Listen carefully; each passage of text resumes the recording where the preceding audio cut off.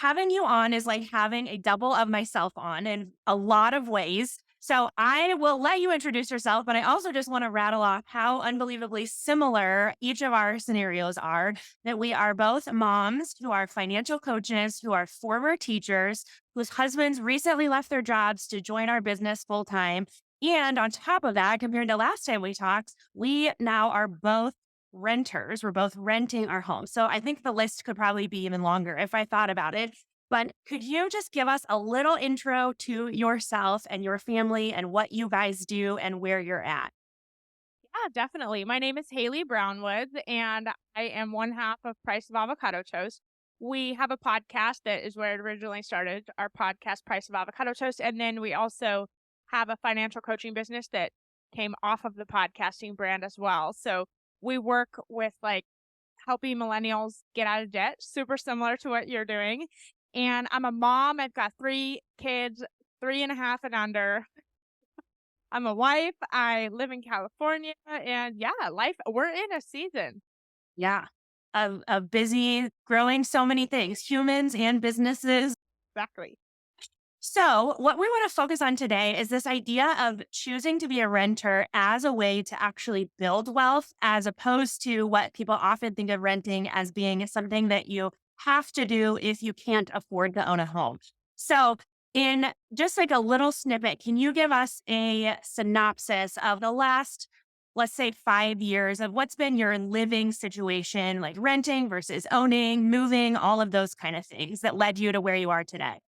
So in 2017, we bought our primary home, and it is very important to note that we had a lot of money from a wrongful death lawsuit payout that was a $600,000 payout. So when we bought our house in California in 2017, we put $270,000 down on a $530,000 house. So that's a massive, massive down payment. And we're coming from a way different place of privilege than a lot of people come from. So I do need to note that. We bought our first house, and then while we were paying off a bunch of debt, we realized we live in a place that is so expensive. We can barely afford living, let alone childcare costs if we were to want to keep having kids and then our mortgage. And we just decided the best thing for us would be to sell our home and relocate somewhere that was a lower cost of living. And then because we put such a large down payment on our primary home, we would be able to walk with a pretty penny to then finish off paying off the rest of our student loan. And it was funny because we actually decided not to do that. We sold our house, we relocated, we decided to rent, and we took the money, and instead of putting it towards the rest of our student loans, which were on pause at that time, we decided to put it into real estate investing and see if it could then make us money, which would then end up paying for the student loans down the road. So we started looking at things from a different perspective when before it was just like debt pay off, debt pay off, debt pay off. And then all of a sudden it was like, well, maybe we could rent and maybe we could buy a house or figure out whatever that was for us, right?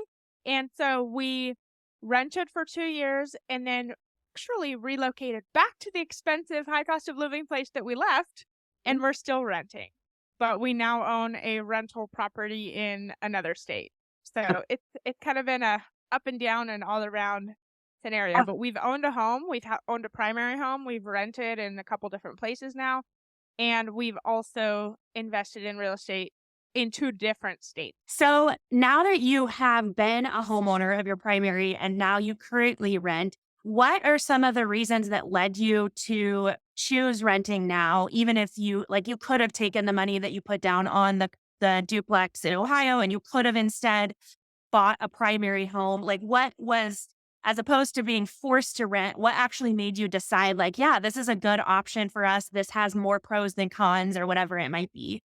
So one, we live in California. It's really high cost of living. I know people who use that as an excuse a lot, but we're paying $3,800 for our rent, which is a lot of money, right? We are self-employed, and if I want to rent that high, and if something happens to my business, I could just downsize and move somewhere in the snap of a fingers. I could just go somewhere and we could be cozy elsewhere paying way less, right? You can't do that when you own a home. You can't just get up and leave. It costs a lot of money to sell a house. So I didn't wanna get locked into a mortgage that was like a $5,000 mortgage that maybe we could pay for right now, but what happens if things don't keep going with the same momentum that they're going right now? Then we would really be stuck and very, very house poor. So Mhm. we just decided, well, there's that, but we also wanna build a house, so I don't wanna just keep buying houses to then sell them to eventually live in the quote unquote like dream home eventually. Mhm. We just decided we'll rent, we'll figure out where we wanna be. Can we afford to continue paying this? And then in hopefully 5 years or so, we get to build a house or move into something that might even be more expensive, but we're not stuck in something we can't afford now. I know for us, when we moved over the summer, I've only been like full-time self-employed coming up on 2 years now. And so I knew that moving out of our home that we owned, it's a lot easier to get approved to rent than it is to get approved to buy. And so I think that's another thing that people don't realize is sure, when you have a W 2 salary and it's like, I've worked here for 7 years and I can prove my income over the past almost decade, then it's like mortgage companies love you. Like they want to find you and they want to bring you Yep. in. If you come in and you're like, I've been self employed for 20 months, they're like, no, thank you. So I knew for us, very similar to what you were describing, we will have more options and it will be an easier transition for us if we opt into renting, even if it is for 1 or 2 years or whatever, to be able to have that flexibility and have those options. There's a lower bar for being approved to rent than there is to be approved to own. And sometimes that is an advantage, right? Like that actually works into your advantage instead of being something that is a disadvantage. Is like we had the opportunity to jump really quickly from one home to another, primarily because we were choosing to rent instead of trying to buy. Like you Yeah. can't find a house and move into it 14 days later if you want to buy it, but you can if you want to rent it. Yeah. Travis Shelton from the Meaning Over Money podcast once said to us that renting is the ceiling. This is the most I'm going to pay in this house. And when you own a home, your mortgage is the floor. Yeah. So that's like when we were owning our primary residence, the mortgage was $2,200. $2,200 was the baseline of what we were going to pay. What happens when your property taxes come back and they're valued way higher, and then all of a sudden your escrow account shoots through the roof, and then your $2,200 is 28? You don't Mhm. have any control over that. So Yeah. there's that, and then there's also things going wrong in the house, having to fix things. We had to replace a fence when we owned our home, and this is just regular homeowners maintenance, but we had to replace a fence that was like $3,000. We had a giant firestorm that knocked over a tree. We had to remove a tree that was like $2,500, I think, to do. So these are things that really, really add up. You're looking at like the base, the floor, and the ceiling.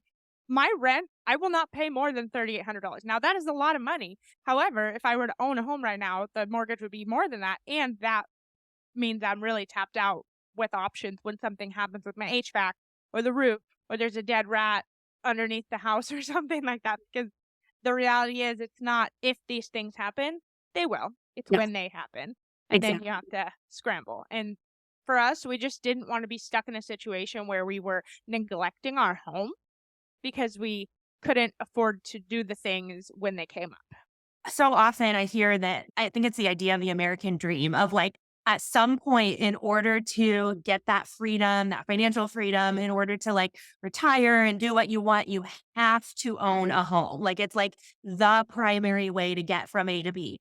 And I think what happens is then we believe that so deeply that we're willing to, in the short term, put all of our extra money towards our home because we're like, well, this is how you build wealth and this is how you establish yourself and this is how you get freedom.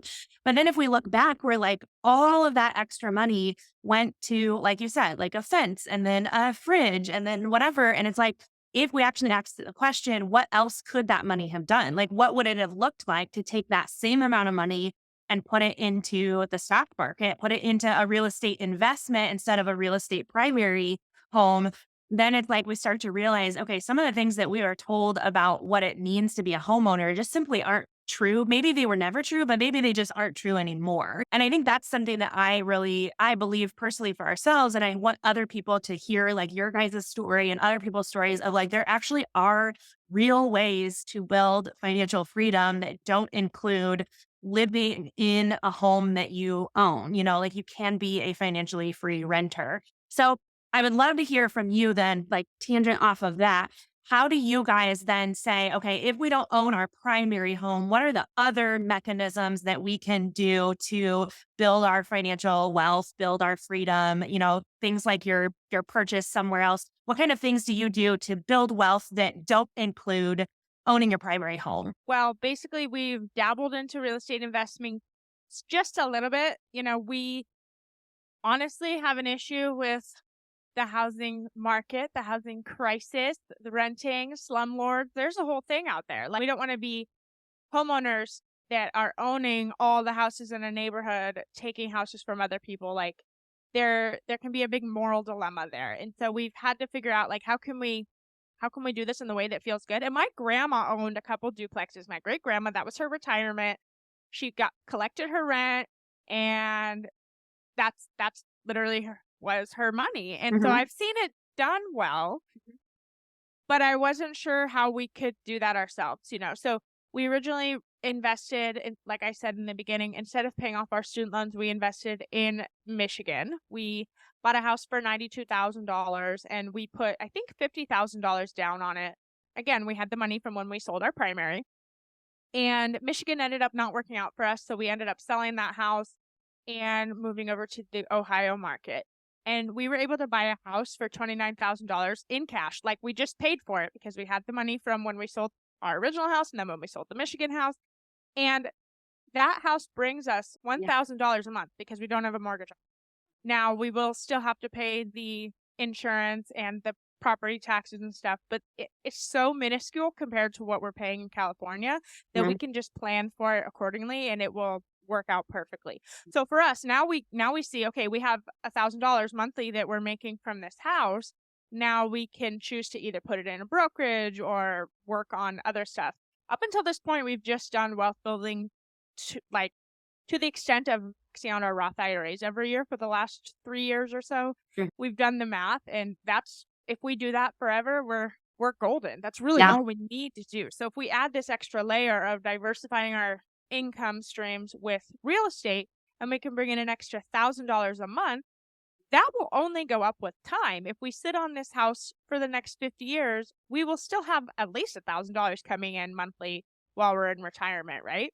Or we Yeah. could take that money and then put it into investments. So we're still in the beginning stages of figuring out, like, okay, now we have $1,000 more monthly. Let's not inflate our lives and figure out Mhm. how to be smart here with this.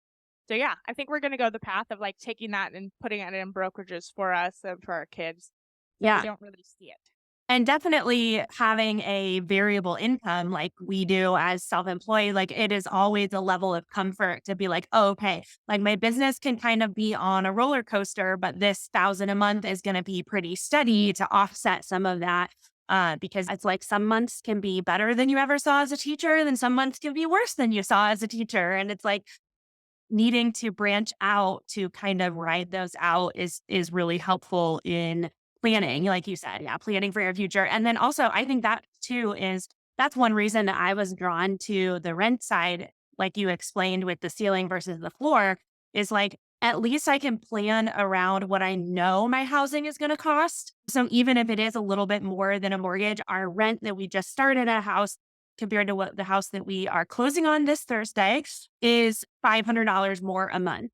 But when I build my budget out for that, I don't need to do mortgage plus, ooh, I wonder what else is going to be going on or what else is going to break or if we're going to have something else that we need to do. As I map out my budget when we're self employed and we have that variable income, I know like this is my rent and that's what I have to pay. And so for planning purposes, it really does free you up to then lean into trying to grow your business and trying to grow your other things because you don't feel this need to like hold back. Like, oh, well, I might need to take care of the yard or I might need to replace the hot water heater. Like, I know for us, the same amount of an emergency fund suddenly felt like a lot more money. We didn't add any to our emergency fund, but being like having that exact same amount and becoming a renter instead of a homeowner, I was like, wow, like that now feels even more of a cushion than it felt before because that same exact emergency fund is not responsible for a stove. It's not responsible for an air conditioner. And so it's just like now this feels like it's even more protection than it was before. Did you feel a little bit of that? Yeah, I was gonna say the exact same thing. Like, if you have $20,000 in your emergency fund or $10,000 or $5,000, whatever that number is, all of a sudden, like, when you're running the scenarios, what could be an emergency? Okay, I might need to fix something on a car, a dental emergency, maybe something with my dog. Okay, do any of those really equal that number?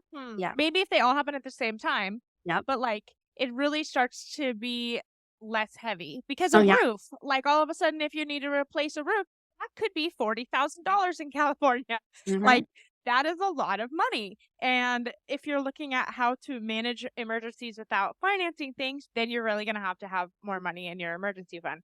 But when that is taken off the table, like, maybe you don't need to hoard as much money, exactly what Yeah. you just so I Yeah. definitely resonated with that. Yeah, because like you said, out of the list of all the things that everybody could expect at some point, some sort of medical, car, pet, all those kind of things, the house is the largest one. You right? Like none of I could replace a car in cash for cheaper than a roof. And so it's like none of those other things are anywhere close to as big as the financial liability of owning a home. And so just removing that one thing off of the list suddenly felt like there was just so much. Yeah, like I said, we didn't add anything to our emergency fund, but the same exact amount just felt like it was even more secure than it was before. And I think, I don't know, maybe you felt this too. Going from owning a home to renting, I just felt like I was working through so much disillusionment of what I expected it to be like to be a homeowner. I mean, I really expected like I'm going to feel so wealthy and I'm going to feel so like solid, like this is the pinnacle of this is what you're supposed to do, right? Like you're supposed to graduate from college and then you're supposed to get a car and get married and have a house and whatever. And we did that. Like we checked that box and then like we lived there for 4.5 years. And it was kind of just like, like the value went up a little bit, but we also had to put money into it that was, like that kind of took it away. So I feel so much more freedom, like stepping out of that little, I don't, maybe that's not, maybe rat race isn't the right word, but stepping out of that expected path and then being like, oh, actually, I'm going to jump over here to being a renter not as like a consolation prize. It's not taking second place and letting all the people who own a home run ahead of me. It's actually like a different race that feels a lot better for us. So did you I felt like it was because it's such a visible thing, right? Like where you live is something that people know and they can see where you live. So I felt like having to actually be like to the world, like we are renting this instead of buying. It was like cathartic almost to step out of that and be like, I'm not trying to buy the next biggest house. I just want to live somewhere and it works for our family and allows us to do other stuff. Yeah. 100%. And for us, like, I already did it. Like you said, I already checked the boxes. I've already owned a primary home. Mhm, I don't have that burning desire to go do that because I've already done it. And mhm, once you graduate college, you're like, okay, that's done. Once mhm. you own a home and you sell it, it's done. Like some people are going to be way more drawn to wanting to buy another primary home, but it just kind of felt like whatever. Mhm. Like, I didn't really have a problem with renting, and I do wanna say, like, we moved and rented from my mom, and we rented for whatever it was, like, the market rate at the time, but she was our landlord, and we walked into the house, and I was like, "This is just what I wanted, it doesn't feel cute, I wanna be able to customize everything," and it honestly took me, like, a couple months when we were first renting after owning our primary to really get comfortable with the fact that, like, okay, this house is not perfect. It's not Mhm, perfect. It might not be how I choose to paint things and everything isn't brand new or whatever, but that's okay. I mhm, don't have to pay for anything when it goes wrong. mhm. I also don't need to pour money into something, aka a rental, that's not mine. I can just learn to be kind of content with it. But those feelings of like when you own your own home, there are a lot of feelings of like pride and joy with like, this is Yeah. mine. I get to customize it to be mine. Mhm. And then when you go to renting, you might not have that same feeling initially, but it does come back. It does Yeah. come back for sure. And there are ways, like, I know that there are accounts to follow on, like, how to, like, do home decor in a rental, like, Yeah. apartment living kind of thing. And so it's like, you can definitely make I know I remember when we moved into our rental and I was dialoguing about this on Instagram stories, somebody made the comment like, well, some people buy because they want their home to be their own or something. And I was like, actually, like you can make it your own. Like you can make it look the way that you would like it to look. And there are, you know, just because I'm not like knocking down cabinets and replacing flooring and stuff doesn't mean that I can't put our own spin on it that feels like our own place. It's just a little different. It's yeah. You can totally like I bought a bunch of Magna tiles. Mhm. Wait, that's not the right word. Oh, mixed tiles. I bought a bunch of mixed tiles to put on the wall because our landlords didn't really want us poking a bunch of holes in the walls.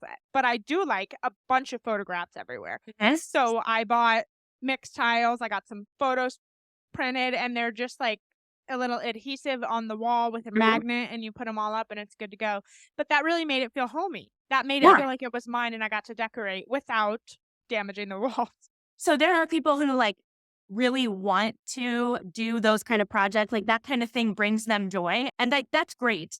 I think the bigger thing is just to ask yourself, what are your priorities in life outside of your house? Like in the big picture, what are the priorities for our family and what do we want to accomplish? And does owning a home fit into that or not? And if it doesn't, it's okay. Like it's okay. So for us, I feel like at the stage of life that we're at as we're trying to like continue becoming like the business is supporting our family, but I would say like getting to a place where it's like you can actually take a breath, you know, that is a high priority for us. And then also just like being able to be flexible with like travel and flexible with our schedule. Renting actually increases our ability to do those things because I'm not worried about the house. I'm not like, I'm not stressed about, well, if I book a trip for us and then the next week something breaks, then what am I supposed to do? So for our personal priorities of building our own business and then being able to be flexible with our time and our schedule, renting actually checks those boxes perfectly. And so we're happy to rent in order to accomplish those things. And it's obviously if people want to own a home, like that's great, but just make sure that it fits into the picture of your own family's priorities, not what you just think is expected of you from someone else. 100%. And my mother-in-law passed away about almost a year ago unexpectedly. And we had moved, we were far away. We were like 3 hours away from my husband's family. And we realized during that tragedy period of time, like we need to be near our people because we were very isolated where we were living. We need to be near our family and our young friends with families. And we didn't have that. So we decided to relocate for our hearts and souls and happiness and overall well being, which meant we were going to go back to somewhere that was extremely expensive. Now, I mentioned our rent is $3,800. We live in $1 million home Mhm. because of just the prices of everything. If they were to sell this, they could sell it easily for like the high nines or over $1 million. And I don't want to buy $1 million home. That doesn't feel like a good investment for us right now. Well, we can't afford $1 million home, but right now that doesn't feel in alignment with our goals. Our main goals are to live near friends and family and also be able to provide for our kids and be comfortable. Mhm. And we wouldn't be comfortable if we were owning a home here because our main priority is to be here. So Mhm. we had to really figure out like how can we make this work where we can have everything we desire, just not at the exact same time. Mhm. Yeah. Now, maybe we do buy $1 million home down the road, or maybe we choose to rent forever and decide to just buy 10 rental properties in another state Mhm. because that makes more financial sense long term than dumping $1 million into our primary. I don't know what that will be for us down the road, but I know that right now it makes so much more sense for us to rent. When it seems like there should be more left in your bank account and your money seems too complicated to keep track of, the Debt Free Mom Custom Budget Service takes the guesswork out of your next budget. Send us your real numbers and you'll receive 2 versions of your pay period budget. The original, so you can see how your money is currently flowing, and a suggested budget with changes we recommend to prioritize your money goals. Sign up for your custom budget today at debtfreemom.co/custom. Now, so we want to eventually do the same thing of purchasing a rental. We're not going to do it in the short term, but that was one of the things when we were moving out of the home that we owned. We first considered renting that out. We decided it was better to go ahead and sell it. But then we were like, well, we could use the proceeds from that sale to buy a rental property in general, which is on our 1 to 2 year horizon. I would love to hear about your experience becoming a new landlord while renting out your own house? What are the differences, or does it impact the way that you feel as a renter now that you've also been on the other side of it? Well, my husband primarily handles all of the real estate investing, like the communication and stuff. But when we first got this house in Ohio, we did get communicated with the renters quite frequently would message us at very strange hours, and that made us feel like, okay, this is really hard being out of state already, Mhm. and then the time zones and all of that. So we actually decided to outsource with a out of state property management company because I mean, you can call us at 6 a.m. all you want, but we're not going to be awake. So one of the things that I've noticed is like I'm way more aware of like when we communicate with our landlords of something, if we need to talk to them about something Mhm. or bring something up, because that was kind of weird getting 6 a.m. messages and Mhm. emails and phone calls, and just it felt like overwhelming.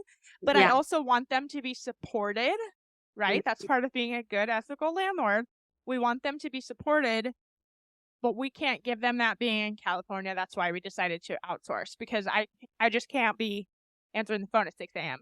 And Where cleaning up something, something that is 900 miles away from where you are. yeah, that just doesn't work out very well. So I think the biggest thing for us is being aware of our landlord time, and people don't really have business hours when you just have their cell phone number. So we try Yeah. to keep things at an appropriate hour when we're Mhm. gonna like I'm not gonna message them at 9 p.m. when Yeah. we're sleeping. Yeah, for sure. I feel like now, like this is our first time renting after having owned a home. And I do feel more conscious of like, oh, if when I was the homeowner, I would have wanted to know about this, versus like when we first rented, I did communicate with the landlord, but I also was like, oh, I don't want to bother them or Yeah. complain or, I don't want to bring this up because it's so small or, whatever it was. And now I do feel like not that I'm, like, calling him more often, but I feel like I do have the eyes of a homeowner where I'd be like, "Oh, but if he took care of this now, it would be so much less of a problem than if it broke later or whatever." So I do, and our landlord knows that we were recently homeowners too. So I almost feel like I have this, like, camaraderie of, like, "Hey, like, this is what's going on in the house, and, if this was my house, I would want this fixed in this way, so I wanted to let you know." That's kind of been a cool experience for us of where before when I was only a renter and hadn't owned a home, I just felt this dynamic of like, oh, I don't want him to be mad at me. I don't want to make him upset by telling him that I think something isn't working right or whatever. And now I do feel a little more emboldened to just be like, hey, I'm not trying to complain about the house, but I also know that you value the house staying in working order and Yeah. stuff. So I think that's been a cool experience for us too. This is something people ask me often as they talk about renters. Do you ever see yourself choosing to buy a primary home again? Or are you kind of like, hey, we're gonna rent indefinitely? I think we will definitely buy again. I want to build though. And I Mhm. keep getting people who are like, "Yeah, right. You can't build. That's going to cost so much money." And I'm like, but you wouldn't bat an eye if I dropped $1 million on a house tomorrow. Mhm. Like if I want to build it the way that I want to build it, like it doesn't have to be a McMansion. So I do think that we will own a primary house eventually, and I think that we will end up building it. I think it will just be some time though.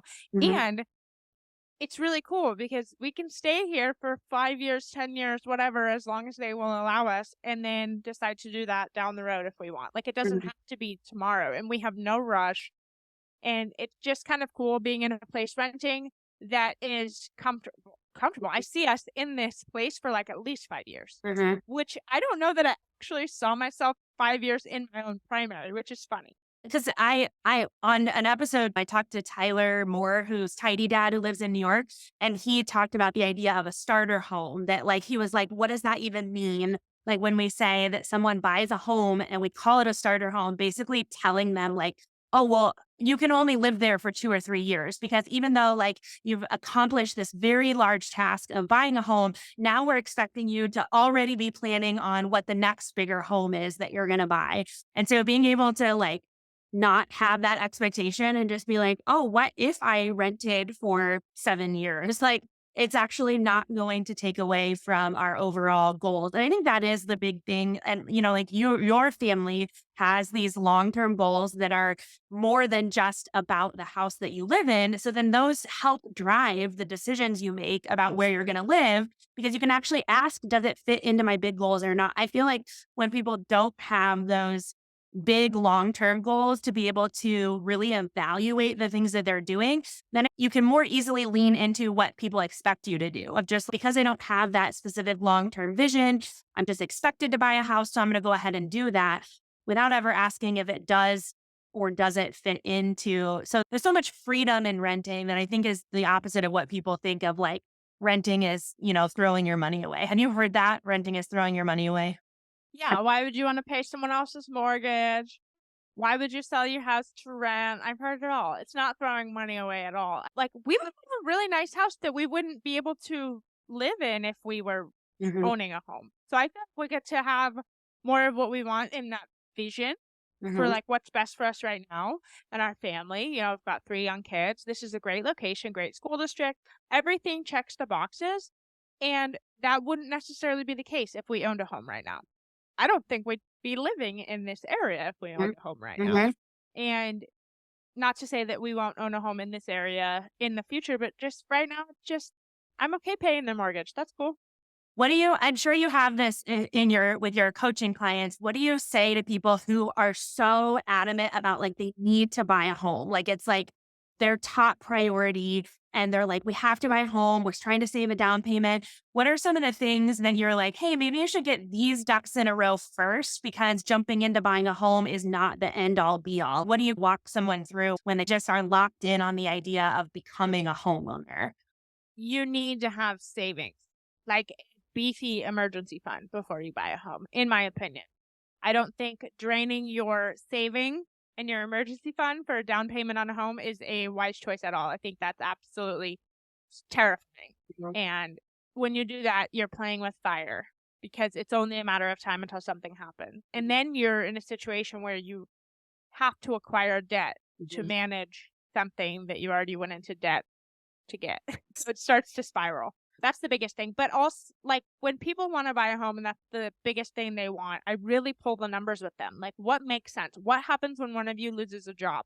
What happens if one of you dies at a young age? I don't mean to be so morbid, but like we have to look like at the whole picture. Can Yeah. you afford to live in this house right? Maybe right now, but what about 5 years from now? What would you do if you had to sell? How would you pay for it? Like, there's a lot of factors that people don't consider, and selling a home is very expensive, Mhm. very expensive. We paid real estate agents over $30,000 to sell our primary home, and that's they deserve to be paid for sure, but that was really sad.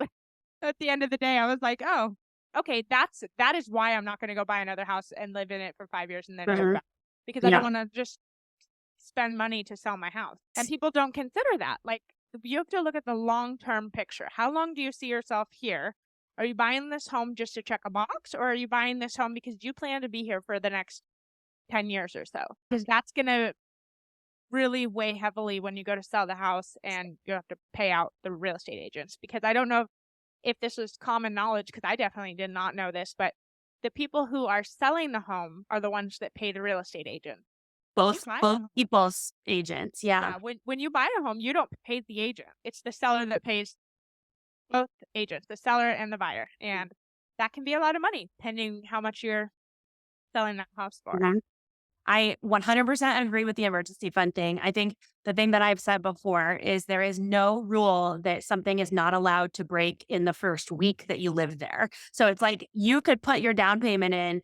And I think in our minds, we're like, oh, well, since we just moved in, everything's in working order and it's going to be like at least a month before something is wrong or whatever. It's like day one, something could break and it's like your name is on the deed. This is your responsibility now.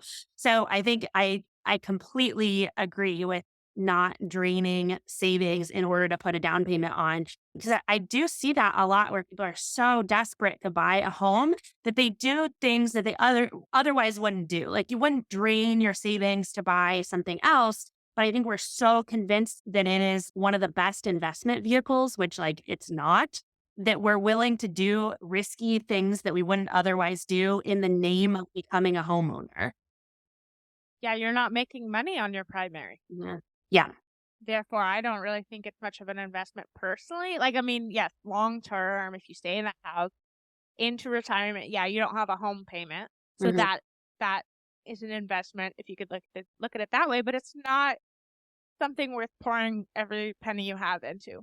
Yeah, I would call it like a marginal investment. Like it's like you can earn a little bit of money, but if that marginal investment takes away your ability to actually invest in larger things, like if you had to choose between owning a home and being able to contribute to your 401k and Roth IRA, like please choose the Roth IRA and the 401k. But I think we just have it up on a pedestal so much that not only is it the right thing to do, but that it's also going to be such a good investment that is like if owning your home prevents you from contributing to your Roth IRA, it's okay because the home is an investment. And it's like not in the same way, not at all in the same category.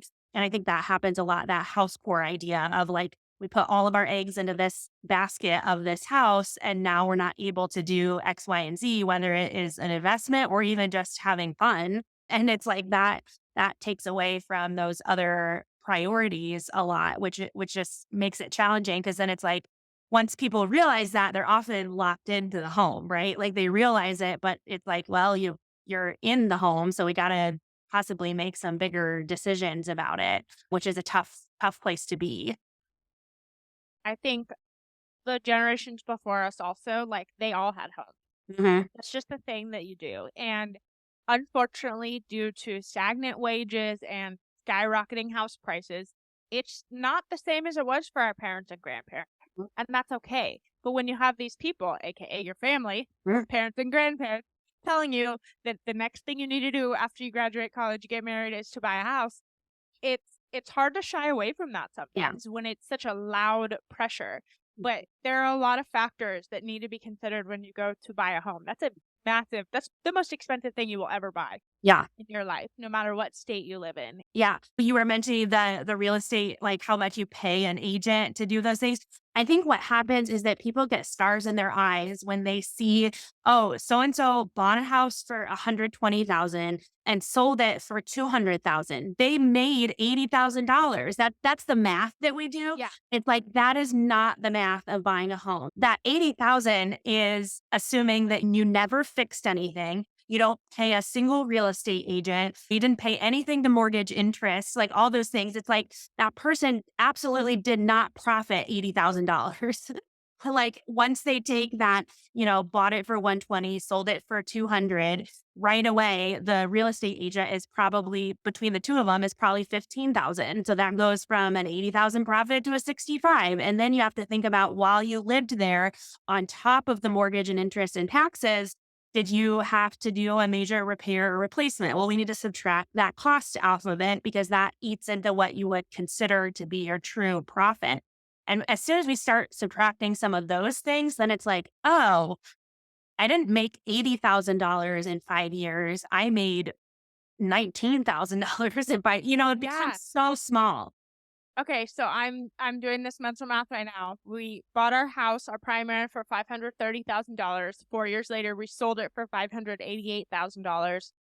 That's a $58,000 profit, but not really at all because we paid the real estate agent $30,000.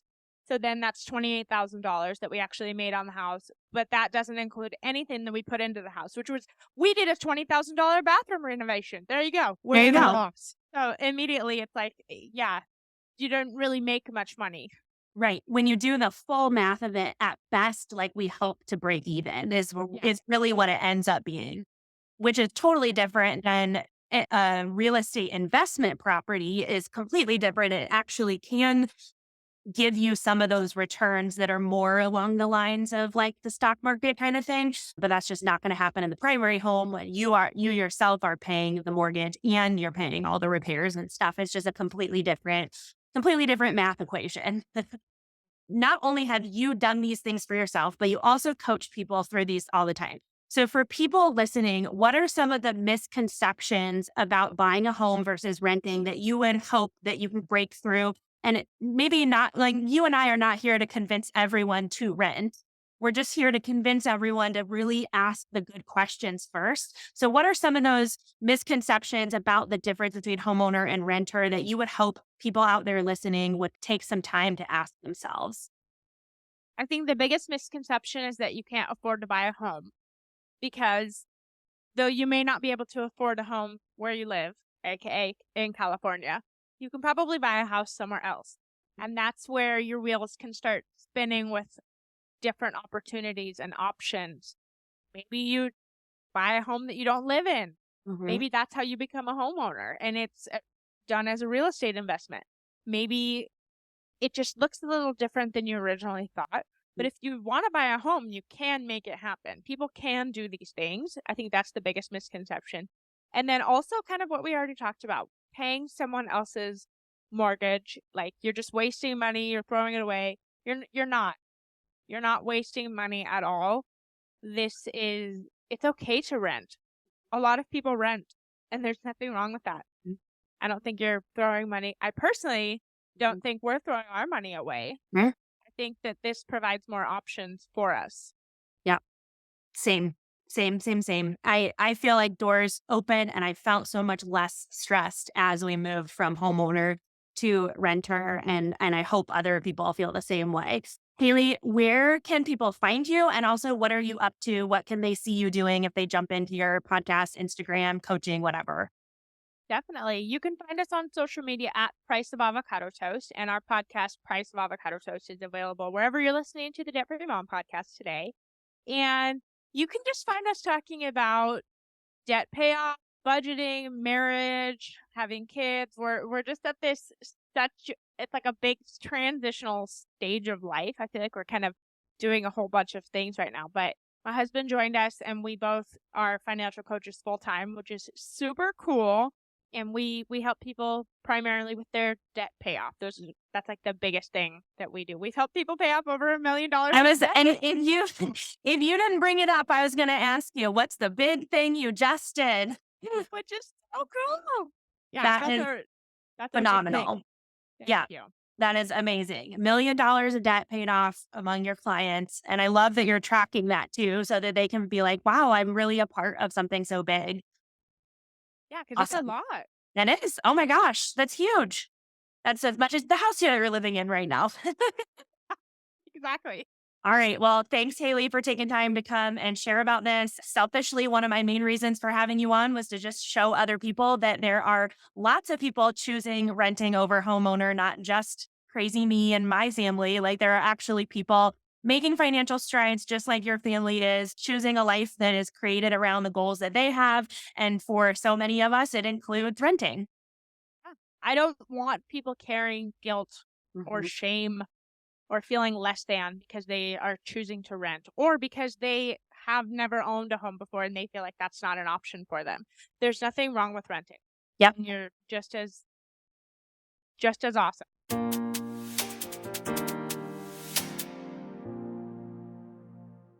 Today, we're adding a new segment to the podcast, and I have a co host. My husband, Kyle, is here with me. He edits and produces the episodes each week, and today he's going to join me for our very first edition of Not Worth Your Money.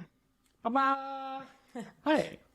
I'm going to write a theme song for this, but We don't have a jingle for this yet, but we will. So that was edition one. it's pretty good. In this short segment, we're each going to share a purchase that we believe is not worth your money and see how the other person reacts. I've got one. I'm ready. I'm going to go first. Okay. All right. Not worth your money. Dryer sheets. Yeah, definitely not worth your money. Have we ever owned So here's the story. Here's why I thought of this. I used them because I thought that was what you had to do for laundry. And my mom used them, like all of those things. And then I ran out one time and I just didn't buy any more. And literally nothing bad happened. So I just stopped buying them. I don't even understand what they do when I thought about it. And so I just don't think they're worth your money. Also, we have never once separated colors from. Yeah, that's not related to your money, but we have never once sorted whites and colors. And again, nothing bad has happened. Yeah. I'm sure I've lost like a random t-shirt along the way to a pink sock or something, but that's worth the trade-off of never going through sorting. Yeah. Yeah, definitely not. Not Definitely worth not it. Okay. All right. It's pure marketing. We're in agreement. All right. right. What's yours? So first, I want you to guess the next available tickets for a Taylor Swift concert in the United States. I found The date or the price? well, so the next available tickets that we could go to. We live in Central Illinois. The closest one that is coming back to the United States is in November of next year. Okay. She's playing in Indianapolis at Lucas Oil Stadium. Okay. I found the absolute cheapest Lowest. ticket, which Okay. is actually like it's like upper bowl behind the Behind it, stage. right? Yeah. I have the price of the ticket. Before I even tell you the price, would you buy that ticket? Would you go see her in concert? If it was behind the stage, no. Where would you have to sit? I could look this up too. Where would you have to sit in order for it to be worth the experience of going? I would be fine with nosebleeds if I was actually facing the stage. Okay. All right. So the cheapest ticket that I found is $993 before fees. Let's say that that's a good seat that you would actually like be able to see her. Is that worth it to you? Would you go? I'm intrigued, but but no, I almost think I wouldn't on principle because it frustrates me how much people are spending when they could be doing other things with their money with that. So like on principle, I would probably choose not to, but like in my secret heart of hearts, I would be interested. Yeah. So for me, I mean, that's not my kind of music. So but even like a similar artist for all of the other millennials out there listening to this, Blink-182 is doing a stadium tour right now. Okay, here's the thing. I like listening to Taylor Swift's music. I am not a Swiftie. I would not call myself that. I can't like explain what all of the albums are, what the eras are, or whatever. What is intriguing to me is that I have seen people who I would not expect to be interested at all attend one of these eras tours and say that it was hands down the best form of entertainment that they've ever seen, not just a concert. So that's the intriguing part to me is like, it's like the FOMO of like, is it the best thing? And am I going to miss it? More so than viewing it as just strictly a concert. In contrast, yeah, there's a stand-up comedian who I saw did a bit that said hardcore music has ruined all other forms of music to me because for $12, I can go to a concert, I can get up on stage, I can sing part of the song, I can jump off the highest point in the venue, and I can karate kick everyone there, consequence-free. And that is $12 well spent, I believe.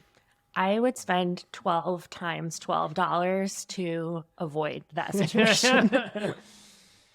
And that's the key to a successful marriage right there. It's just similar tastes in music. Watching your spouse do something that looks so terrifying to you. Yeah. And that's the first segment of Not Worth Your Money. Not with your money. So let us know, Instagram stories, comments, if dryer sheets and Taylor Swift are worth your money or not.